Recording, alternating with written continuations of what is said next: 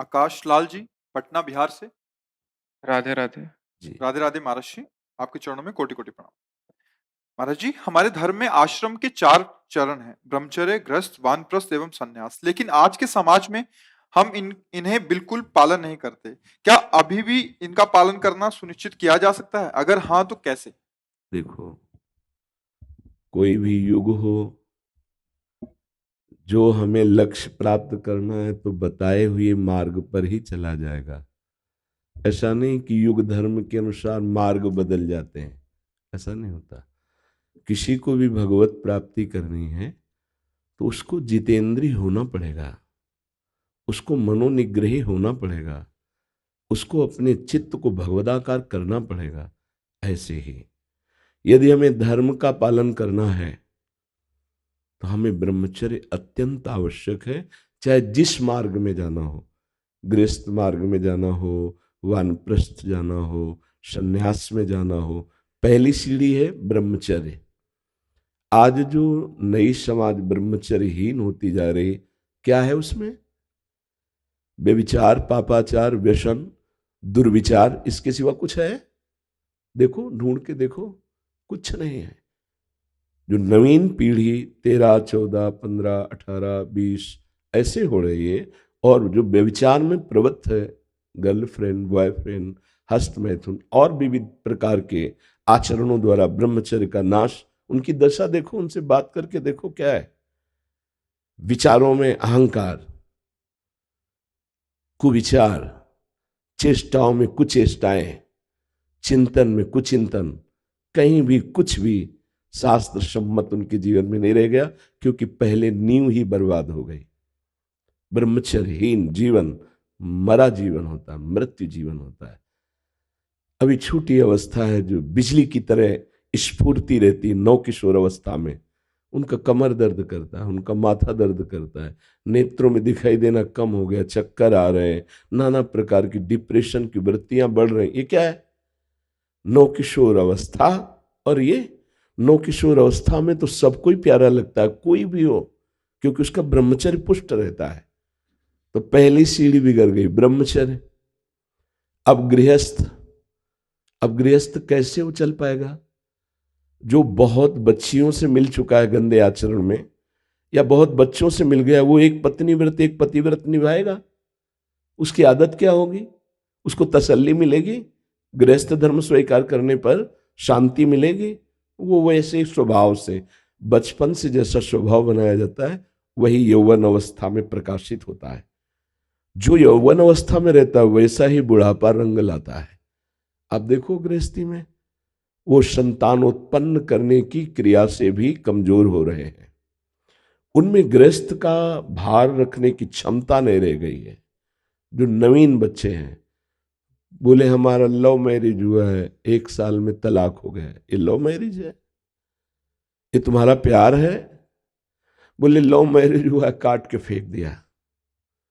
Love marriage हुआ, पति को जहर दे दिया, ऐसा कर दिया। ये लव मैरिज है? दुष्टता, बुद्धि की दुष्टता को तो देखो। क्यों? क्योंकि पहली सीढ़ी ठीक नहीं हुई ना, तो दूसरी गृहस्थ आश्रम की आप देखो ना क्या दुर्दशा है। दोनों नौजवान बधू और बेटे बूढ़ी मां को एक निकाल देते हैं पीट कर। क्या है ये गृहस्थ धर्म है? अतिथि सत्कार की जगह अपने पूज्य भगवान की तरह माता पिता का अपमान कर, ये बुद्धि ठीक है? अच्छा ठीक है, आगे बढ़े। जब ब्रह्मचर्य ठीक नहीं, गृहस्थ ठीक नहीं, तो वानप्रस्थ कौन सा वानप्रस्थ धारण करेगा? है ही नहीं कुछ, तो धारण क्या करेगा? हाँ, अगर आगे निकला और जो संन्यास वैराग्य जिसे कहते हैं, तो केवल नाटक रह जाएगा, संन्यास तो रहेगा नहीं, क्योंकि पीछे की है ही नहीं। जब ब्रह्मचर्य नहीं है, जब गृहस्थ धर्म नहीं है, वानप्रस्थ नहीं है, तो संन्यास क्या कर लेगा?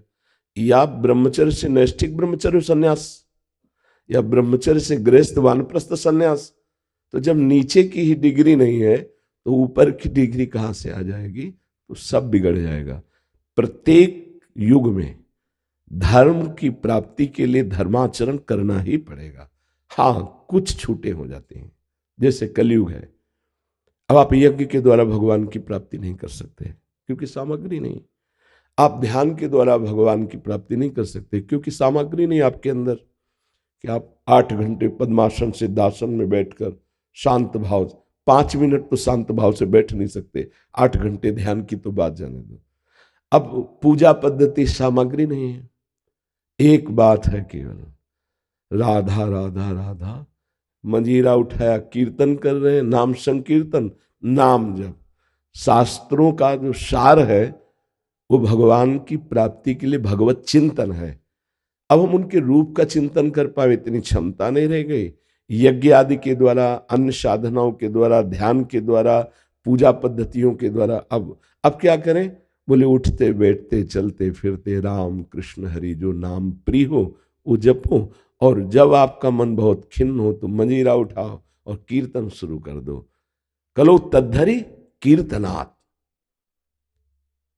कृतयुगे ध्यायते विष्णु त्रेतायाम मकई द्वापरे परिचर्यायाम कलो तद्धरि कीर्तनात्। युग धर्म के अनुसार इस धर्म में भगवत प्राप्ति भगवान नाम जप, भगवान नाम कीर्तन निरंतर करने से हो जाएगी। पर होगा कब? अगर ब्रह्मचर्य नहीं है, आहार विहार ठीक नहीं है, संयम से नहीं चलते तो पापवंत कर सहज स्वभाव भजन मोर ते भाव न खाओ। पापी पुरुष नाम कीर्तन करेगा, नाम जप करेगा, भगवान की शरण में आएगा नहीं। हाँ, पाप हुआ है, संत समागम से पश्चाताप हुआ, अब उसके लिए रास्ता बन सकता है। तो धर्म का त्याग करने वाला तो किसी भी युग में भगवान की प्राप्ति नहीं कर सकता। त्याग हुआ लेकिन संभल गया, फिर भगवान की तरफ चल पड़ा तो कृपा हो जाएगी, संभाल लेंगे। लेकिन भूला हुआ प्राणी कैसे चल सकता है? अब मान लो आप हमारे पास आए हो, आप मनमानी खान पान करें, अंडा खा रहे हैं, मांस खा रहे हैं, दुनिया का मदिरा पी रहे हैं, बेविचार कर रहे हैं, गंदे आचरण कर रहे हैं, आप 1000 बार आओ, क्या होने वाला है? कुछ नहीं होने वाला। आप सुनोगे, सुना दोगे, आपका परिवर्तन नहीं होगा। आपका परिवर्तन तो तब होगा जब आप हमारी बात मानेंगे कि अब तक मैं भूल से करता रहा, अब नहीं करूंगा, तो सुधार शुरू हो जाएगा। आना पड़ेगा ना धर्म में, आना पड़ेगा ना अच्छा आहार विहार संयम, उसमें आना पड़ेगा। ऐसा नहीं कि आप कोई बहुत बड़े हो, ऐसा है। ढोल के भीतर पोल, अधर्माचरण करोगे, पापाचरण करोगे, पुण्य बल से यहां तुम्हारा नाम हो गया, मरने के बाद नरक मिलेगा। क्योंकि यहां आए हो, मानव देह प्राप्त हुई, भजन करके अच्छे कार्य करना चाहिए, दूसरों को सुख देने वाले कार्य करना चाहिए। उबाल उबाल के जीवों को खा रहे हो, ये तुम्हारा अच्छा कर्म है। मदिरा पी रहे हो, बड़े बुजुर्गों का अपमान कर रहे हो, धन को व्यर्थ नष्ट कर रहे हो, व्यभिचार कर रहे हो, मनुष्य जीवन का कर्तव्य भोगना पड़ेगा। तो अगर ये कहा जाए कि आज कलयुग है तो भगवत प्राप्ति के लिए धर्म की आवश्यकता नहीं, तो ऐसा नहीं है। हाँ, चाहे जिस युग में हो, जब फौज में जाना है तो तुमको दौड़, ऊंचाई, कूद, वो सब देना पड़ेगा ना। उसमें थोड़ी कि कलयुग है आओ ऐसे भर्ती हो जाओ, ऐसे नहीं है। ऐसे ही भगवत पार्षद पद है। भगवत प्राप्ति करनी तो आपको इन पर विजय प्राप्त करने की, ऐसे ऐसे आपको चलना। हाँ, थोड़ा सुधार, जो कठिन तपस्या है, जैसे अब शत्रुयुक्तता में दाहिने पैर के अंगूठे केवल खड़े होकर दोनों हाथ ऊपर करके 10,000 वर्ष तक मंत्र जपे, तब उनको वो वस्तु प्राप्त हुई। यहाँ तो 100 वर्ष की आयु ही है, यहाँ तो अंगूठे के बल क्या, दोनों पैर के बल कहो कि इतनी देर खड़े रहो तो खड़े होना मुश्किल हो जाएगा। तो युग धर्म के अनुसार उसको सुविधा दी गई साधना की, पर व्यभिचार की तो नहीं दी गई, पापाचरण की तो नहीं दी गई। इसलिए धर्म से ही चलना पड़ेगा। और जो धर्म से चलते हैं वस्तु को प्राप्त करते हैं। मतलब ब्रह्मचर्य रहे, फिर गृहस्थी में गए, फिर वानप्रस्थ और संन्यास, तो भगवान को प्राप्त हो जाते हैं। जो धर्म विहीन है उसका जीवन बेकार, कुछ नहीं। आप देख लो ना, बात करके देख लो, कुछ नहीं, खोखापन मिलेगा। भगवत प्राप्ति करनी है या धर्म से चलना है तो जो शास्त्र मर्यादा उसके अनुसार चलना ही पड़ेगा। अगर नहीं चलोगे तो फिर आपके आचरण गंदे होंगे, आपका विचार गंदा होगा, तो आपकी गति भी तो गंदी ही होगी ना। अच्छा, कलयुग है, आप यहाँ गंदे काम में पकड़े जाओगे तो जेल नहीं जाओगे क्या? जेल तो कलयुग में भी है ना। तो क्या अन्य युगों में नहीं थी क्या दंड विधान नहीं था क्या राजाओं के यहाँ? था। तो आज भी तो है ना दंड विधान। आप कानून के विपरीत चलोगे तो फांसी हो जाएगी, कानून के विपरीत चलोगे आजीवन सजा हो जाएगी, कानून के विपरीत चेष्टा करोगे मार डंडे, तुम्हारे शरीर को पीड़ा पहुंचाई जाएगी। तो है तो ऐसा ही। अगर आप धर्म के अनुकूल चलोगे तो आपकी जय होगी, विजय होगी। समझ रहे हैं आप? कोई संशय इसमें? रवि कुमार जी, मध्य प्रदेश से। राधा वल्लभ श्रीवंश। जी। महर्षि राधे राधे, आपके चरणों में कोटि कोटि प्रणाम। महाराज जी, मैंने आपकी एकांतिक वार्तालाप एवं सत्संग में आपके द्वारा की गई चर्चा में सुना है, जिसमें आपने कहा है कि जो साधक बिक जाता है उसका सारा हिसाब उसका मालिक करता है। मैं तो सांसारिक जीवन में हूं, तो क्या सांसारिक व्यक्ति भी बिक सकता है? अगर हाँ तो कैसे? महाराज अम्बरीश जी बिके हुए ही महापुरुष तो थे, तभी तो सुदर्शन चक्र उनकी रक्षा में भगवान लगाए हुए थे। एक महापुरुष दुर्वासा जी जो महान तपस्या के धनी हैं, वलकल की लंगोटी लगाते हैं, दूर्वा रस पीते हैं, पर तप का स्वयं का संचय है। स्वयं का संचय होने के कारण अम्बरीश जी पर बेमतलब नाराज हो जाते हैं और अपने तपोबल से कृत्या प्रकट कर देते हैं। तो अम्बरीश जी करबद्ध प्रणाम मुद्रा में खड़े हैं। कृत्या प्रकट होने पर एक कदम पीछे नहीं हटे, तो भगवान के सुदर्शन चक्र के तेज से कृत्या भस्म हुई और दुर्वासा जी त्रिभुवन में भागे। अपने अंशी भगवान शिव के पास भी गए, ब्रह्मा के पास भी गए और हरि के पास भी गए, पर भगवान ने, एक व्रत है भगवान का, कितना भी बड़ा कोई अपराध किए भगवान की शरण में आ जाए तो भगवान क्षमा कर देते हैं, लेकिन भक्त अपराध बन जाए तो भगवान क्षमा नहीं करते। सुदर्शन चक्र भगवान जी की ही आज्ञा में रहते हैं, पर आज उन्होंने कहा अहम भक्त पराधीनो अश्वतंत्र युदिज, द्विज कह के संबोधन किया तपस्या धनी ब्रह्मर्षि दुर्वासा को, और भक्त कह के संबोधन किया अम्बरीश जी को। अहम भक्त पराधीन हूं, मैं स्वतंत्र नहीं हूं, मैं अपने भक्त के अधीन हूं। तुमने भक्त का अपराध किया है, जाओ उसके चरण पकड़ो, तभी सुदर्शन शांत होंगे, अन्यथा त्रिभुवन में कहीं तुम्हें ये शांति नहीं लेने देंगे। तो आपकी गृहस्थी में 8-10 लोग होंगे, लेकिन अम्बरीश जी चक्रवर्ती सम्राट हैं, भगवान के बिके हुए जन हैं, अपने कर कमल से भगवान की सेवा करते हैं, उनका चरणामृत उच्छिष्टामृत पान करते हैं और अपने को सेवक मानकर सारी की सारी समाज की राज व्यवस्था करते हैं। जैसे पादुका को स्वामी मानकर भरत जी सेवक भाव से 14 वर्ष तक अवधपुरी का शासन कर रहे हैं, लेकिन शासन विभाग पादुका जी हैं, सेवक विभाग अपने को मानकर आज्ञा पालन कर रहे हैं। तो आप गृहस्थी में भी तो ऐसे हो सकते हैं। नाथ सकल संपदा तुम्हारी, मैं सेवक समेत सुत नारी। और जो आज्ञा प्रभु की है, एक पति का क्या कर्तव्य है, एक पुत्र का क्या कर्तव्य है, एक पिता का क्या कर्तव्य है, एक समाज के व्यक्ति का क्या कर्तव्य है, यही तो आपके कर्तव्य है। अगर आप इनका पालन कर रहे हैं, नाम जप कर रहे हैं और ये मानते हैं कि मैं श्री भगवान का यंत्र हूं, भगवान मुझे यंत्रवत चला रहे हैं, तो आप बिके हुए हैं। हे नाथ, ये सब कुछ आपका है, मैं आपका सेवक हूं, तो बिका हुआ हूं घर के स्वामी ठाकुर जी, मैं उनका नौकर और उनकी आज्ञा के अनुसार अपने व्यवहार कर्तव्य कर्म को कर रहा हूं, तो बिका हुआ भक्त है।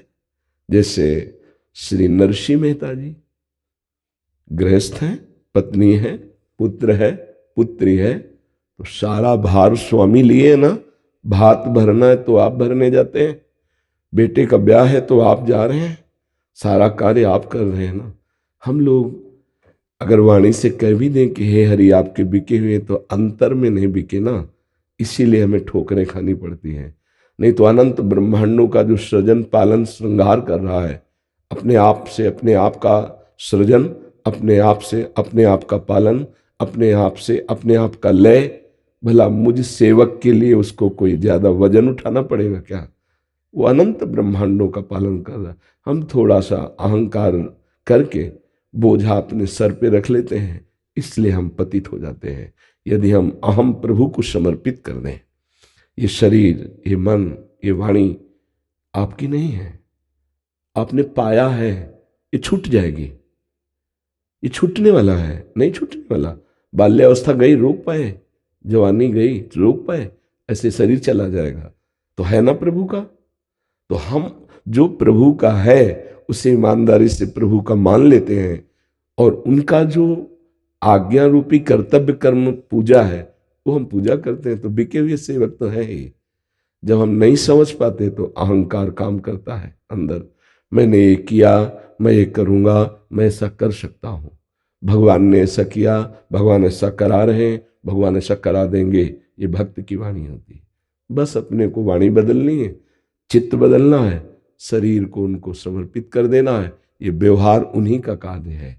बस ये समझ में आ जाए कि मैं तो भगवान का यंत्र हूँ और यंत्रवत भगवान करा रहे हैं, तो बस अभी आनंद आ जाएगा।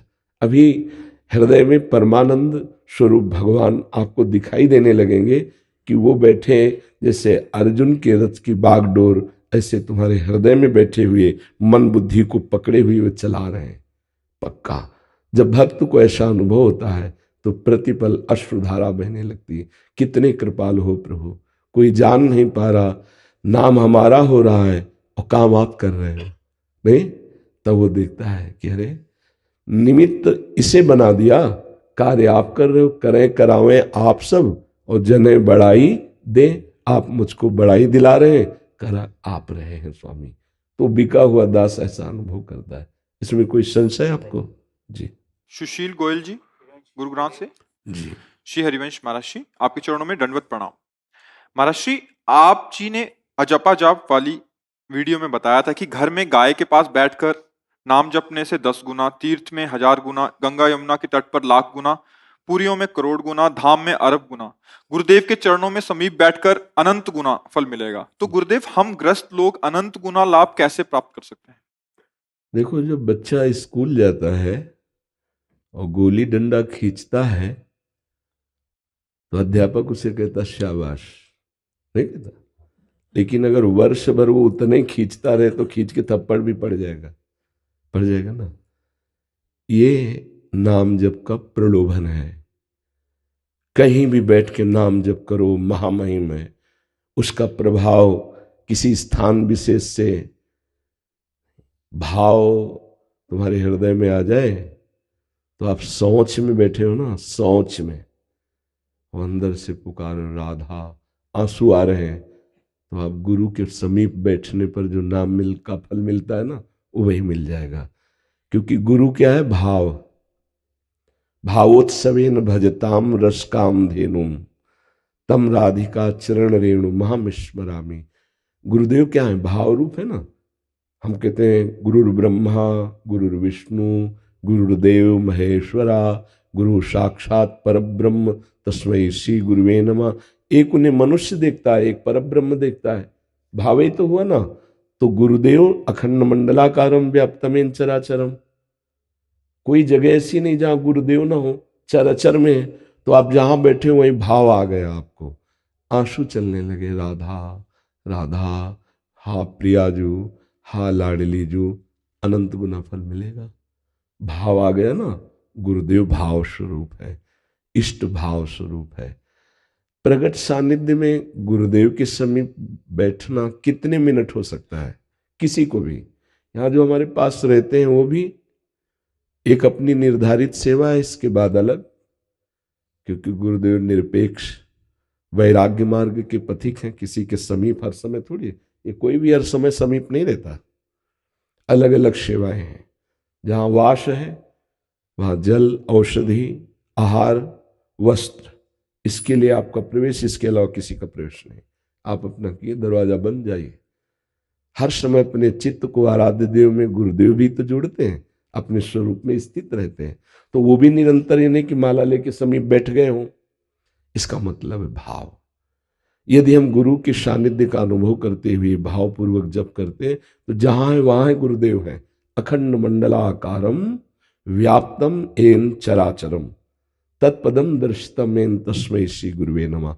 जैसे आकाश पूछा जाए आपको कि कहाँ है, तो आप ऐसे देखेंगे। लेकिन आकाश का अगर गुण जान ले तो शब्द है। यहां भी आकाश है, यहां भी आकाश है। कहीं भी आप आकाश का गुण शब्द, जहां शब्द वहां आकाश विराजमान है। अलग अलग गुण है। स्पर्श वायु का गुण, रूप तेज का गुण, रस जल का गुण, गंध पृथ्वी का गुण, ऐसे भाव गुरुदेव का गुण। आकाश ऊपर विराजमान है, लेकिन गुण शब्द सर्वत्र विराजमान है। गुरुदेव जहां प्रगट माने कि वो वृंदावन में विराजमान है, लेकिन गुरुदेव रूपी भाव कण कण में विराजमान है। जहां हम भाव गुरुदेव का करके और प्रणाम करके जब शुरू कर दे, वही गुरुदेव का सानिध्य है, क्योंकि शास्त्र वचन अखंड मंडलाकारम व्याप्तम चराचरम। किसका प्रश्न था, आपको समझ में आ रहा है? हाँ जी। रमन कांत जी, राधे राधे। डॉक्टर गौरव शर्मा जी और श्री शुभम कौशिक जी मेरठ से। जी। महाराज जी, आपके चरणों में सादर प्रणाम। महाराज जी, भारत जो कि नदियों का देश है, लेकिन भारत की नदियां पानी की कमी, प्रदूषण व अतिक्रमण से जूझ रही हैं। महाराज जी, इस हेतु आपका मार्गदर्शन चाहिए। हम सेवा तो कर रहे हैं, बट और कैसे अच्छे से। देखो, ये बड़े स्तर की सेवाएं हैं।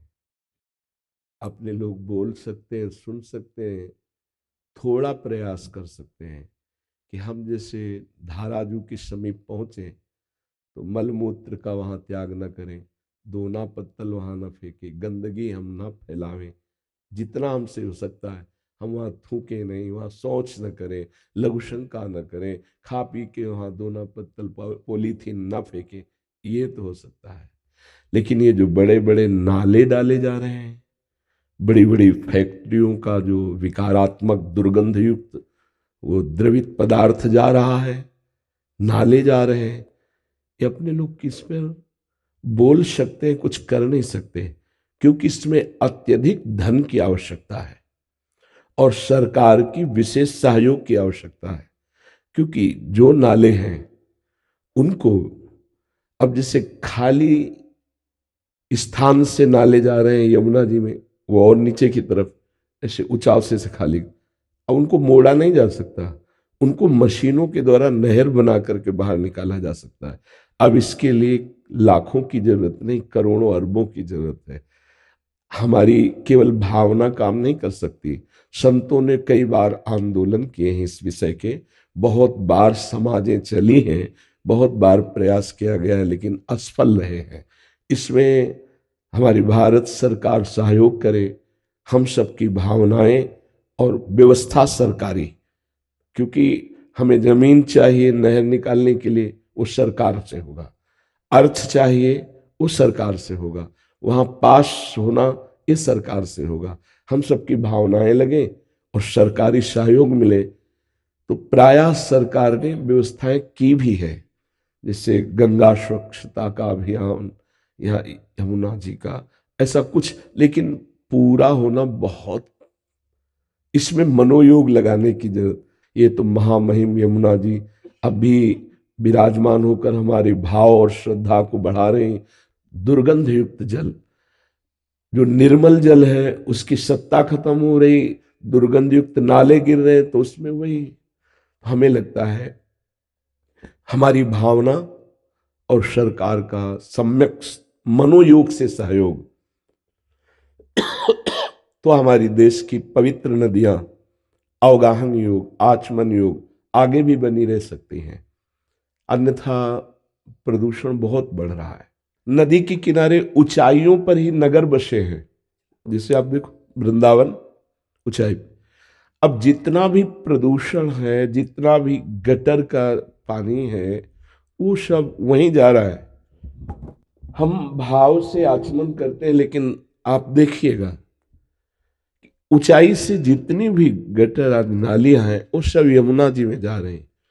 अब उसके लिए अंजलि दो अंजलि हो तो हम लोग प्रयास करें, उसके लिए बड़ा कार्य चाहिए।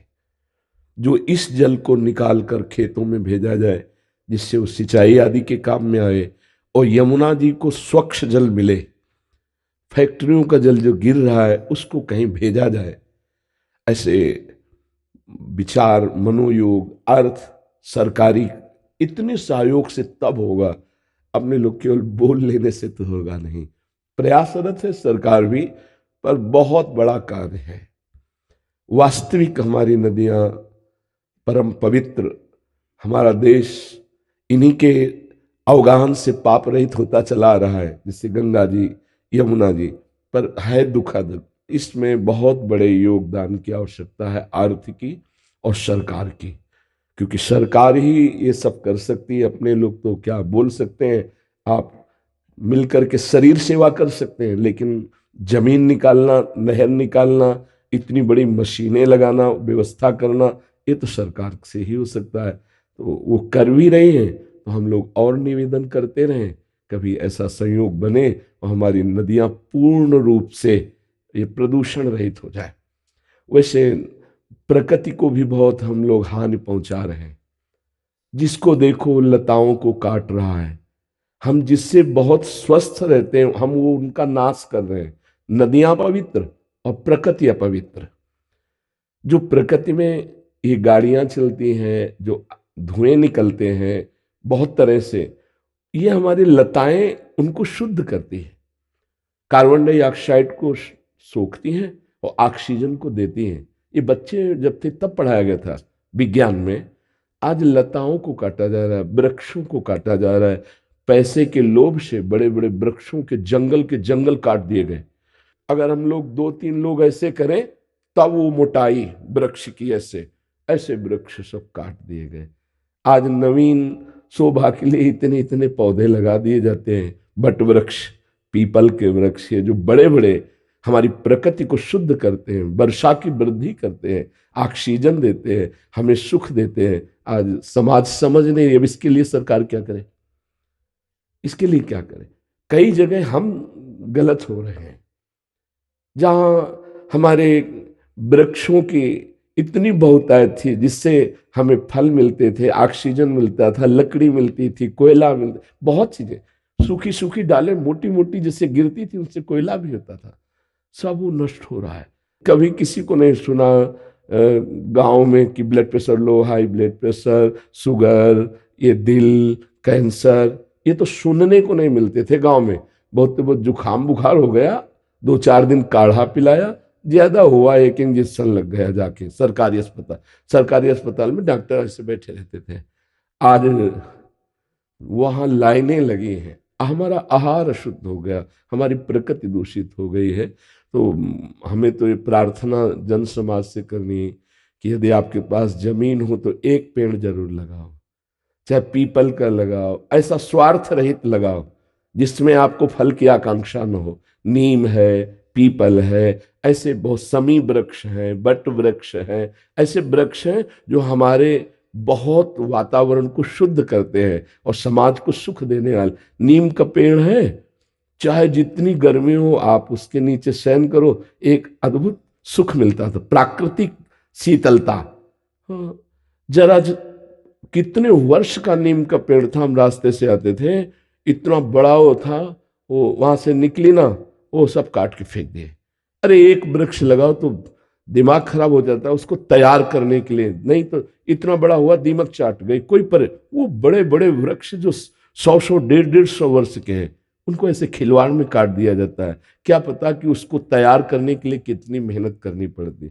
आज प्रकृति से हमारे ये वृक्ष हट रहे हैं, तो देखो हालत क्या होती जा रही। सर्दी आने के पहले आप हर जगह देखो इतना धुआं होता है, इतनी कार्बन डाइऑक्साइड होती है कि श्वास लेने में परेशानी आने लगी। यही सब कैंसर, फेफड़ों की खराबी, यही सब होता है।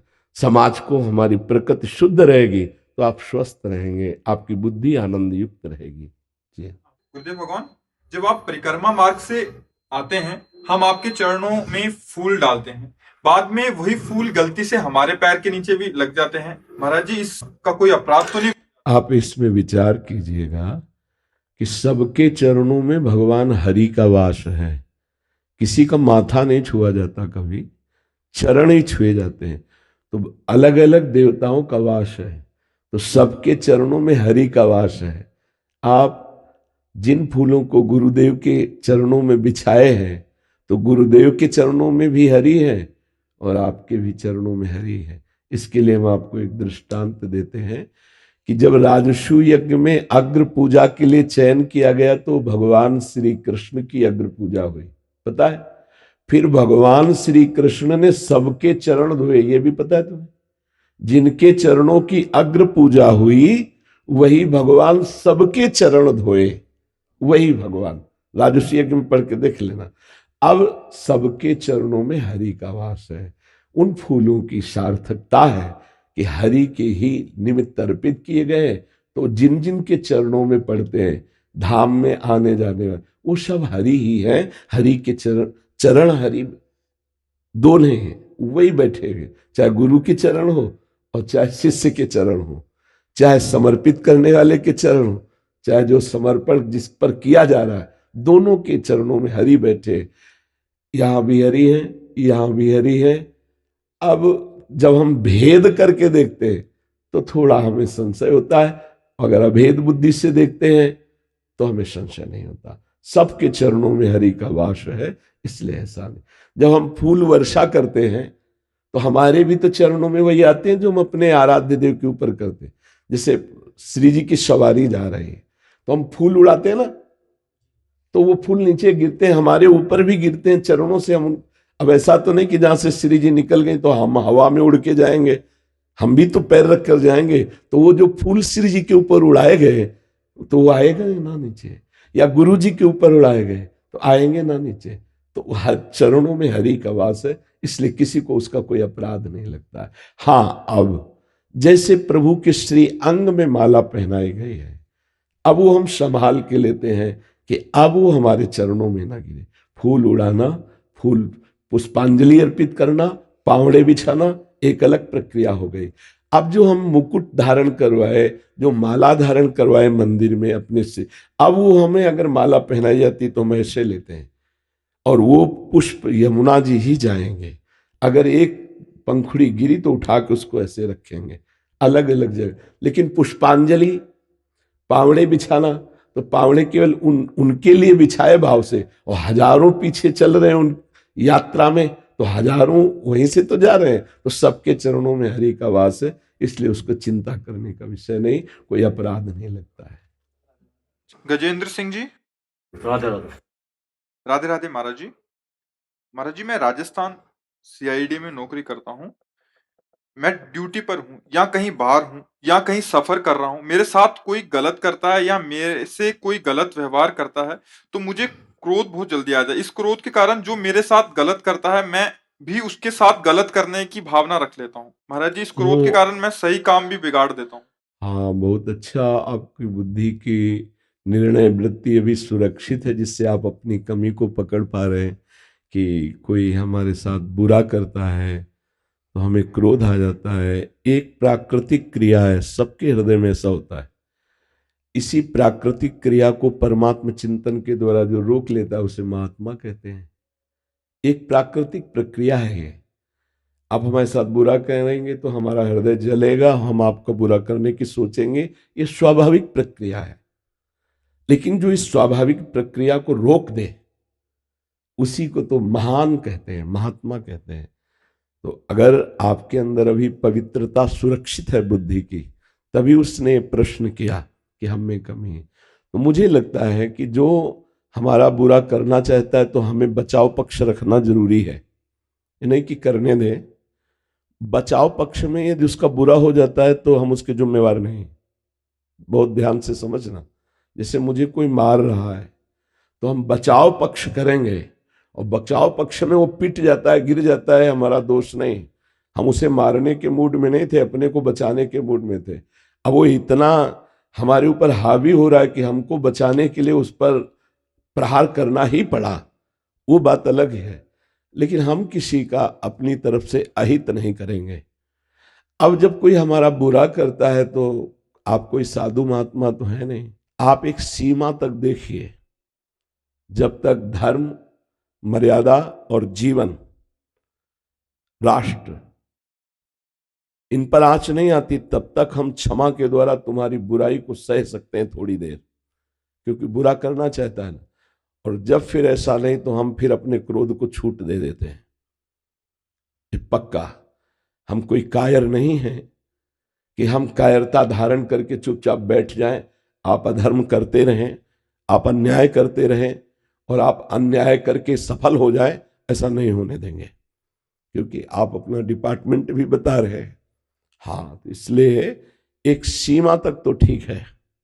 जैसे कोई आपका उपहास कर रहा है, आपको गलत साबित कर रहा है, ठीक है, हम सत्य हैं, हम ज्यादा बुरा नहीं मानते।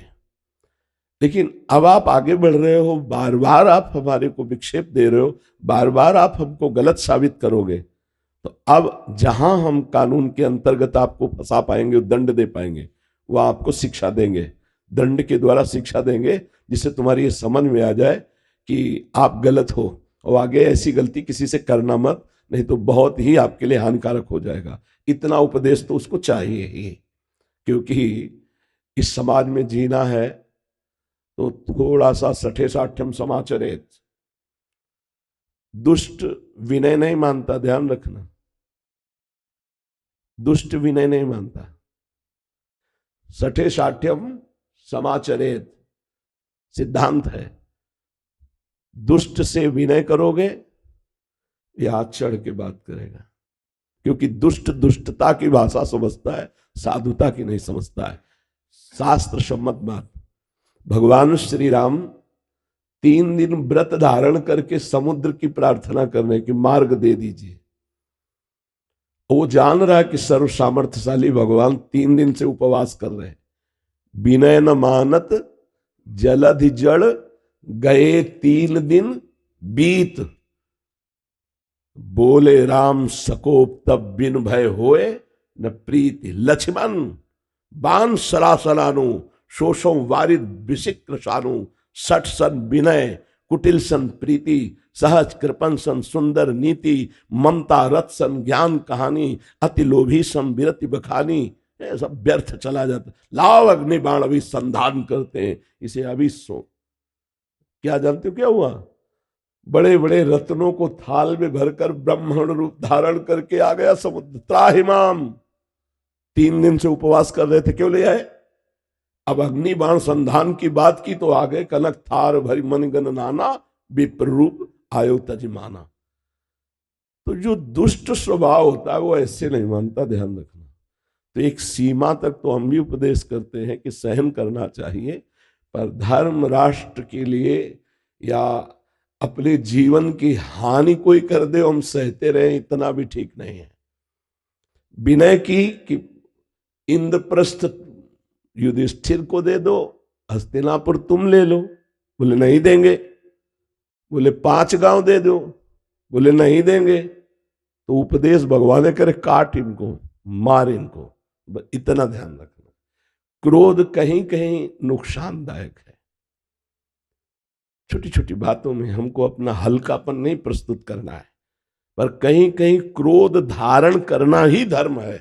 ये भी ध्यान रखना है कि अगर राष्ट्र पर, धर्म पर, जीवन पर बात आ रही तो अब वहां क्षमा बोर्ड नहीं लगेगा। जितना हाथ पैर चला सकते हैं, जितना हम धर्म की रक्षा कर सकते हैं, राष्ट्र की रक्षा कर सकते हैं, अपने जीवन की रक्षा कर सकते हैं, नहीं बहुत विचित्र है समाज।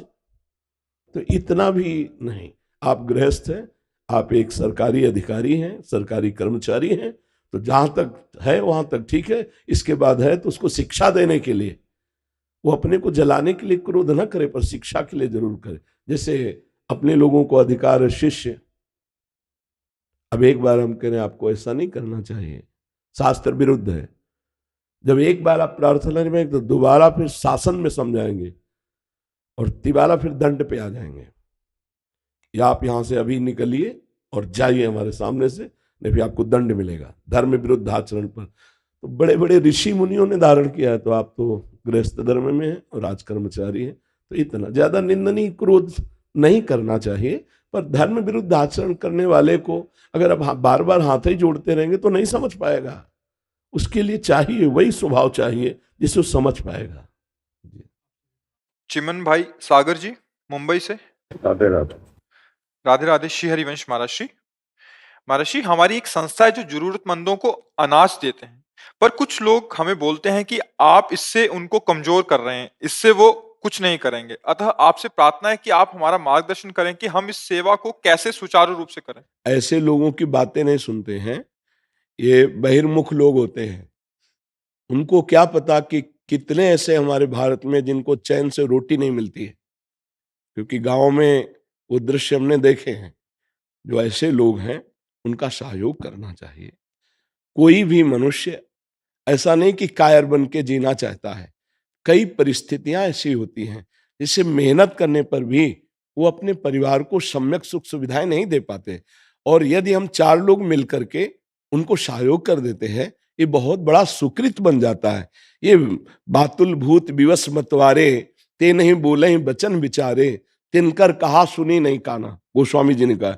ऐसे लोगों की बातें नहीं सुनते। जैसे कहते हैं ये भिखारी हैं, इनको क्यों देंगे तो ये ऐसे कायर बने रहेंगे। नहीं, कई ऐसे हैं जिनके शरीर काम नहीं कर रहे हैं, और अगर उनको आप कुछ भोजन या व्यवस्था कर देते हैं, वो भगवान के सहारे जी रहे हैं, तो उनके प्रति ऐसा नहीं।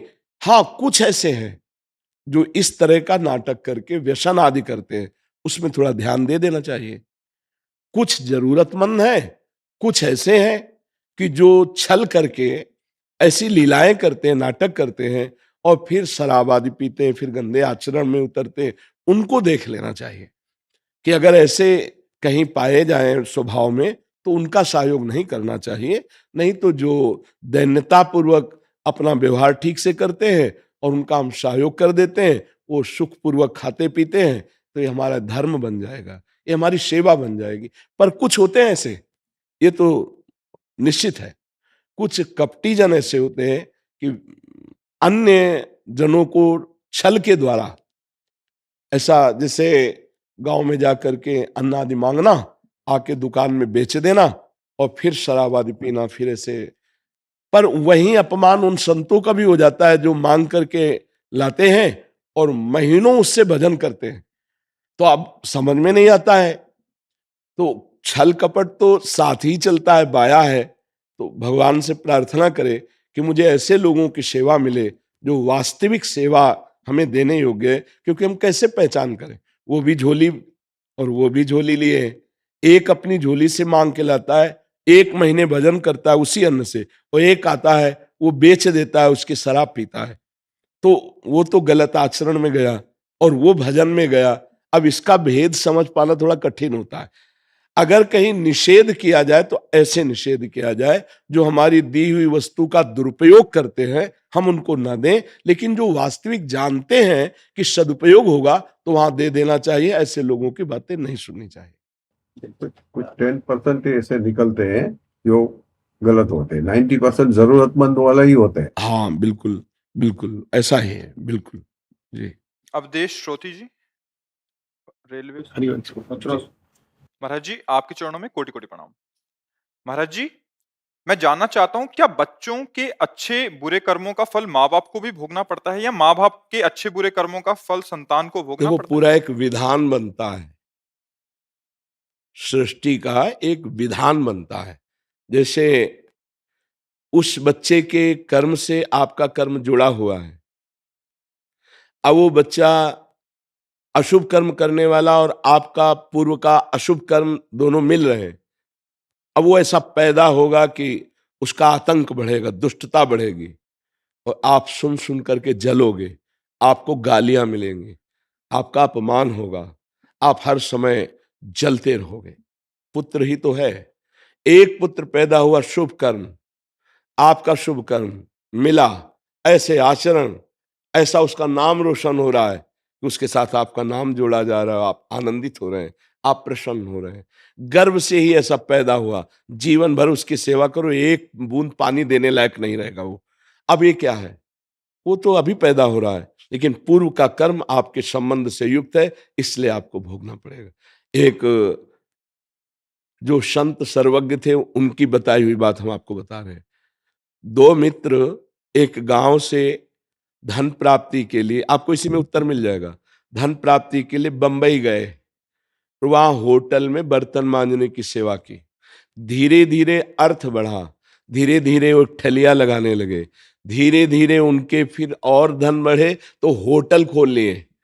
अब होटल ऐसा कि लाखों रुपया उनके रोज आने लगे। अब मित्र ने कहा कई वर्ष हो गए, गांव नहीं चले, चला जाए क्या, 2-4 दिन के लिए नौकरों के हाथ में समर्पित करके चलें। एक मित्र के मन में आया कि कौन जानता है कि हमारे पास है ये, अगर इसको मार देते हैं तो पूरा होटल मेरा, पूरी संपत्ति मेरी। तो उसने कहा अवश्य चलेंगे, और भोजन में जहर मिला दिया और वो मित्र मर गया। अब इसके बाद वो होटल भी बेच दिया, संपत्ति ली, गांव आया,